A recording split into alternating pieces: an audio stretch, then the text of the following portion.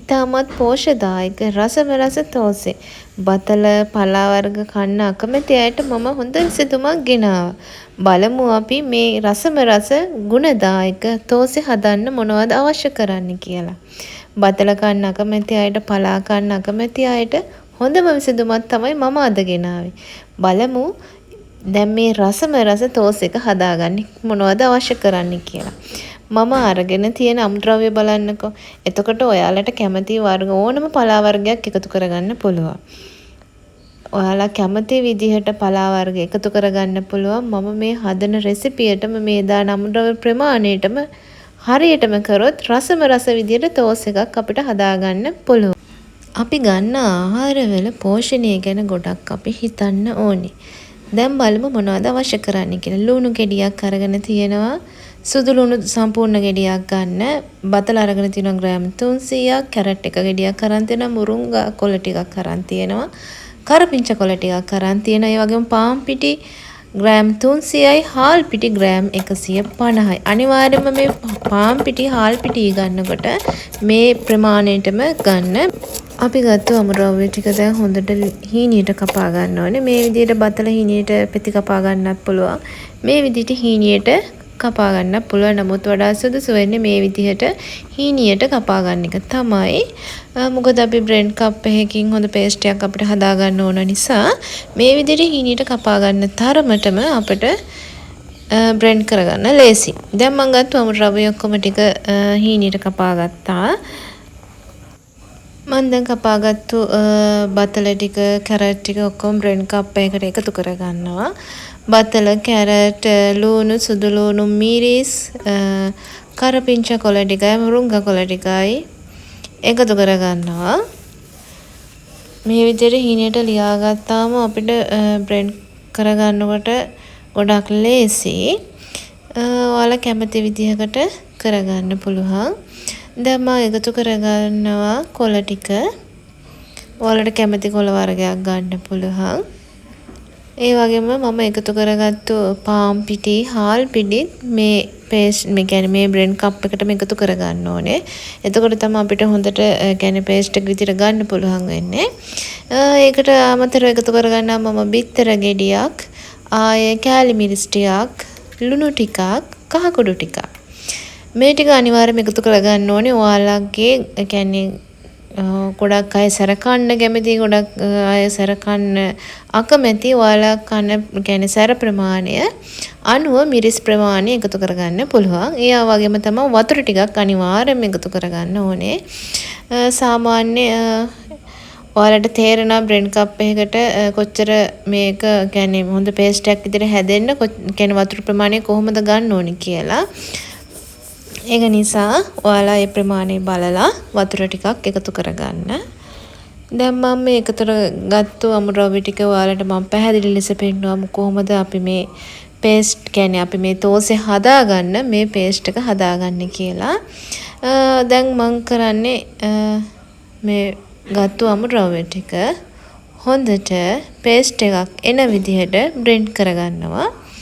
ඔයාලා කැමති විදිහකට මේ සැර කියන්නේ ගන්න මිරිස් ප්‍රමාණය අඩු වැඩි කරලා ගන්න පුළුවන්.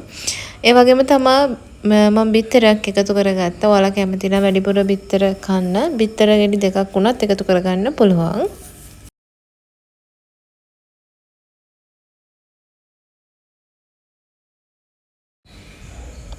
මේ බලන්නකෝ. මේ ප්‍රමාණයට මේ ඝනකමට තමයි අපි මේ පේස්ට් එක ගන්න ඕනේ. මම දුන්නු අමුද්‍රව්‍යයේ ප්‍රමාණයටම ඔයගොල්ලෝ ගත්තොත් මේක මේ විදිහටම මේ ඝනකමින්ම ගන්න පුළුවන්. ඒ කියන්නේ තෝස් එකක් අපි හදනකොට ගන්න ඝන ප්‍රමාණයටම තමයි මේ අරගෙන තියෙන්නේ. මොකද අපි මේ තෝස් එක පිපෙන්න කියලා ඊට්ස් වර්ග, සෝඩා වර්ග කිසිම දෙයක් පාවිච්චි කරන්නේ නැහැ. අපි පාවිච්චි කරන්නේ මම මේ ගත්තු අමුද්‍රව්‍ය ටික විතරයි.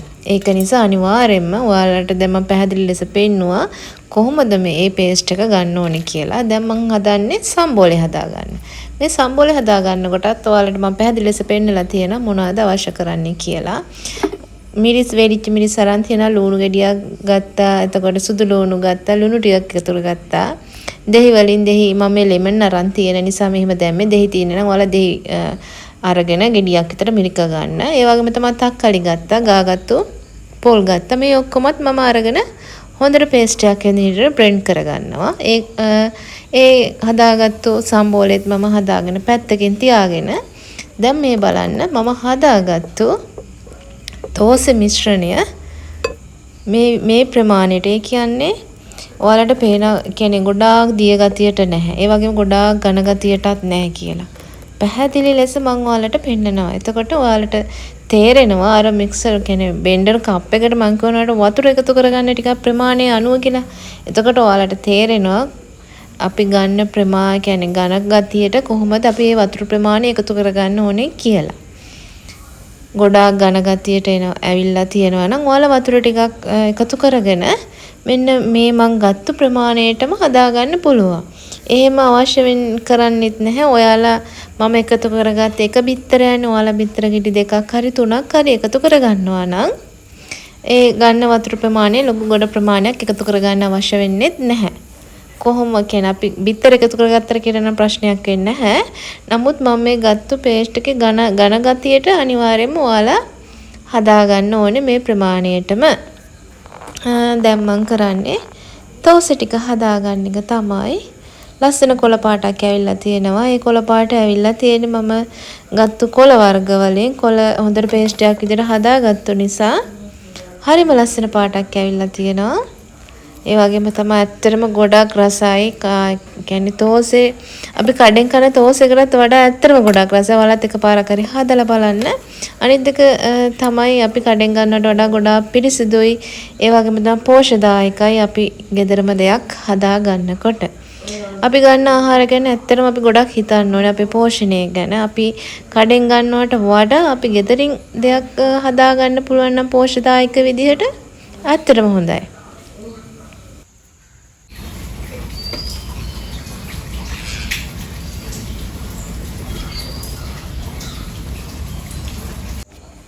මම දැන් තෝසෙ ටිකක් හදාගත්තා. මේ බලන්නකෝ. හරිම ලස්සනක් වගේම හරිම මුදු ලෙසම මේ තෝස් එක අරගෙන තියෙනවා. කඩෙන් ගන්න තෝස් එකටත් වඩා රසවත් ලෙස මේ තෝස් එක මම හදලා තියෙනවා. මම මේ දැන් ඔයාලට පෙන්නන්න මේ තෝස් එක කොයිතරම් මුදු ලෙස අරගෙන තියෙනවද කියලා. මේ බලන්නකෝ. ඒ කියන්නේ ඔයාලට පේන මම මේ පෙන්නන විදිහෙන් මේ තෝස් එක කොයිතරම් මුදු විදිහට අවිල්ලා තියෙනවද කියලා. අපි මේ විදිහට ගන්න කිසිම ඊට්ස් වර්ගයක් පාවිච්චි කරෙත් නැහැ. කිසිම සෝඩා වර්ගයක් පාවිච්චි කරෙත් නැහැ. ඉතින් මේ තරම් ලස්සනකට මේ තරම් පිරිසිදු ලෙස මේ තරම් පෝෂණීය විදිහට රස රෙසිපියක් තමයි මම අද ඔයාලට අරගෙන ඇවිල්ලා තියෙන්නේ. ඉතින් ඒක නිසා ඔයාලත් අනිවාර්යයෙන්ම මේ පෝෂදායක තෝස් එක හදලා රස බලන්නම ඕනි.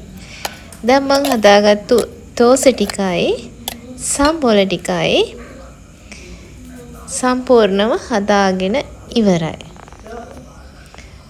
ඇත්තටම ගොඩාක් රසයි.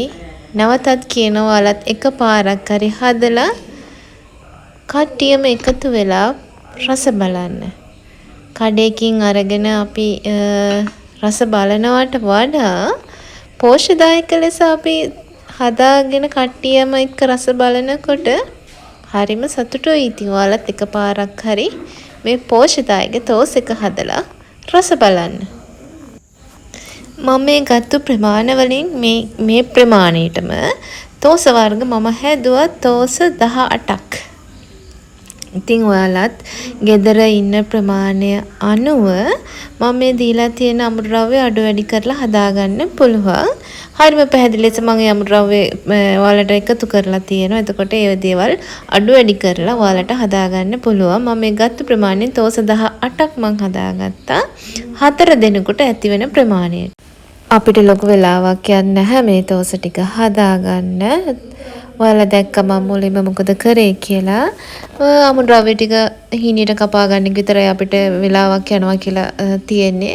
අනිත් ඒවා ටික අපිට හරිම පහසුවෙන් කරගන්න පුළුවන් දේවල්. ඉතින් මේ රස වගේම තමයි ගොඩාක් පෝෂ්‍යදායක ලෙස තමයි මම මේ රෙසිපි වලට අරන් ඇවිල්ලා තින්නේ. පුංචි බබාලට වුණත් මේ රෙසිපිය මේ විදිහට හදලා එයාලට දෙන්නත් පුළුවන්. මොකද පලා වර්ග කන්න අකමැති අය ඉන්නවා. ඒ වගේ තමයි බතල කියන්නේ ගොඩක් බබාලගේ බර වැඩි කරන්න ගොඩක් පෝෂණීය ආහාරයක්. ඔයාලා මේ දුන්නු රෙසිපියටම මේ විදිහටම හදලා බලන්න. තෝස් එකක් වගේම හරිම රසකට පෝෂදායක ලෙස මේ තෝස් එක මම හදලා තියෙනවා. මේ විදිහටම මේ රෙසිපියටම ඔයාලත් හදලා රස බලන්න. ලස්සන දවසකින් අපි නැවත හමු වෙමු. ඔයාලා හැමෝටම සුබ දවසක්.